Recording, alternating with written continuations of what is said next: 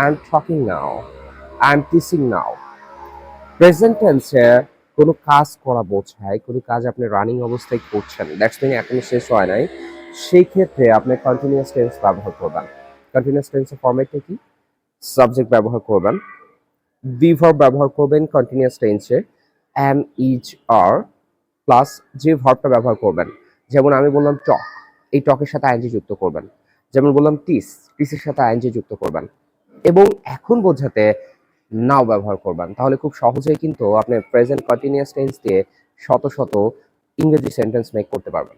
যেমন আমার পিছনে বাচ্চারা খেলা করছে, তার মানে দে are playing now, they are playing নাও, তারা প্লুরাল, এখানে তাদের ক্ষেত্রে আমি দে ব্যবহার করছি, প্রেজেন্টে আর ব্যবহার করছি, এবং প্লে খেলা করা, তো খেলা করার ক্ষেত্রে আমি প্লে ব্যবহার করছি, আইএনজি যুক্ত করছি, এবং এখন খেলছে করে নাও ব্যবহার করছি। তাহলে খুব সহজেই কিন্তু আপনারা প্রেজেন্ট কন্টিনিউয়াস টেন্স দিয়ে এইভাবে শত শত সেন্টেন্স মেক করতে পারবেন। ধন্যবাদ সবাইকে।